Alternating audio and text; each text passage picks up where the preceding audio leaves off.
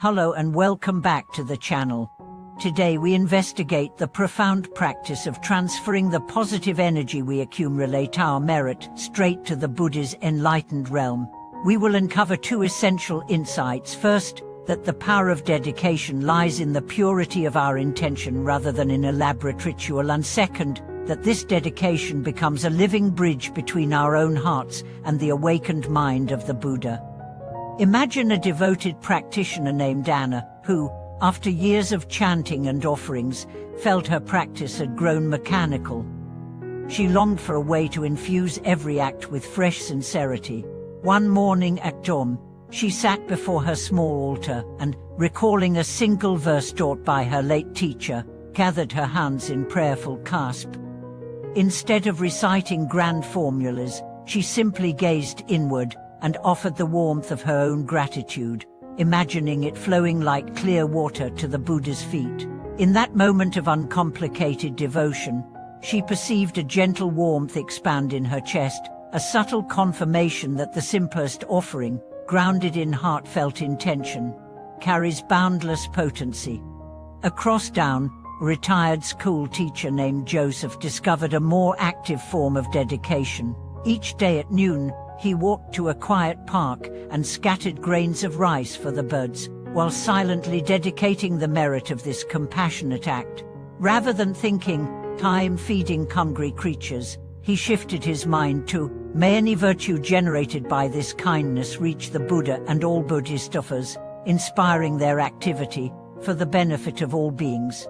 As months passed, Joseph noticed an unexpected lightness in his own spirit, as if the very act of offering had loosened the grip of his everyday worries and connected him to a boundless field of loving awareness. Underlying these personal stories are two crucial principles. The first is the intention of unity. True dedication dissolves any boundary between the giver, the act of giving, and the recipient.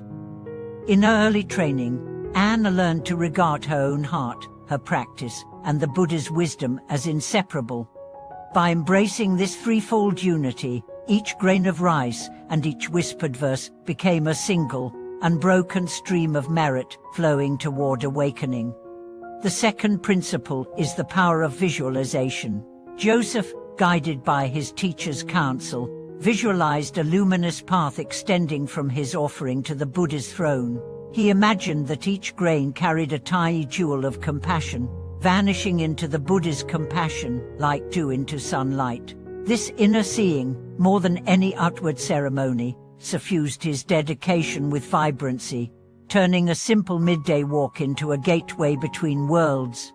But dedication need not be grandiose. On a rainy evening, a young artist named Simone found herself weary after completing a detailed painting of a modeler. Instead of leaving her work to collect dust, she closed her eyes, placed her right hand gently over her painting, and spoke in a soft voice, "May the effort and creativity poured into these colors be dedicated to all awakeningers." She then released a siskel breath, as if sending her sincerity across the cosmos. That brief act transformed the finishing of her artwork from a private achievement into a humble offering, reminding her that merit blooms wherever skillful engagement meets selfless intention.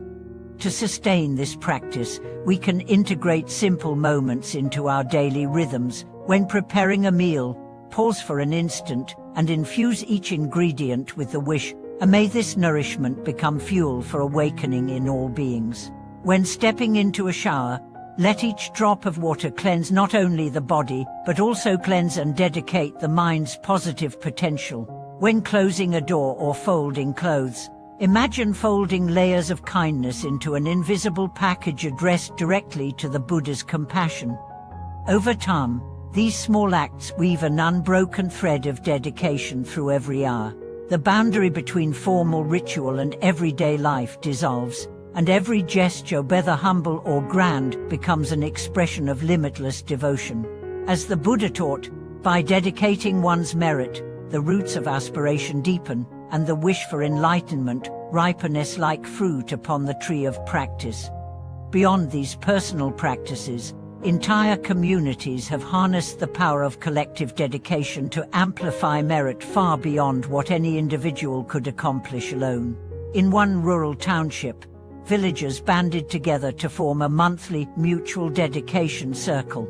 At each gathering, participants would share a brief account of their virtuous actions, helping an elderly neighbor, planting native trees, teaching local children to read, and then each person would voice a common aspiration. May all the merit we have generated this month flow to the healing of our land, the awakening of all beings, and the protection of the Dharma. Over the seasons, fields that had once lain fallow blossomed with wildflowers, as school enrollment climbed and a renewed sense of interdependence grew among all generations. In the digital age, this spirit of mutual dedication has migrated online. During large-scale live-stream ceremonies, thousands of devotees from across continents synchronize their aspirations in real time. As the host recites a unified dedication verse, each viewer silently repeats the vow in their heart, imagining a beam of light linking every screen to the Buddha's jeweled throne. Afterward, spontaneous testimonials flood the chat, stories of dreams in which loved ones received profound comfort, or moments of unexpected clarity lighting their meditation practice. Such a virtual grand dedication is proof that intention need not be confined by geography or formality. Yet even these grand gestures depend on the sincerity of individual hearts. A scholar once warned of dedication formalism, recounting the tale of a practitioner who meticulously performed extensive evening dedication as complete with ritual hand gestures, yet harbored secret envy toward a colleague's promotion. Despite his elaborate motions, his merit stagnated, and his peace of mind remained elusive. His teacher gently reminded him that dedication arises from the seamless unity of thought, word, and deed. When intention is pure, external ritual becomes a natural expression rather than a hollow performance. To counteract this pitfall, the practice of moment-to-moment dedication offers a potent remedy. Whether one is washing dishes, writing an email, or tending a garden, each simple action becomes an opportunity to offer merit. As you lift a cup to drink, silently dedicate. May the virtue of this moment benefit all beings' health and awakening. As you tie your shoes, dedicate. May the steps I take lead all beings toward true liberation.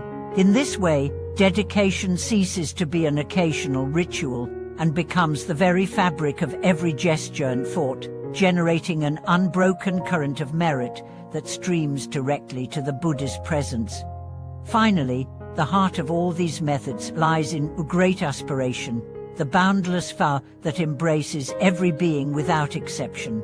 By cultivating a wish so vast that it encompasses saints and sinners, humans and animals, continents and oceans, our capacity for compassion and wisdom expands without limit. As the Avatamsaka Sutra proclaims, a single great vow can carry the weight of innumerable worlds. When this great vow fuels our dedication, even the tiniest act, lighting a candle, folding a garment, speaking a kind word, ripples outward into the infinite dimensions of the Dharma realm. Thank you for watching this video.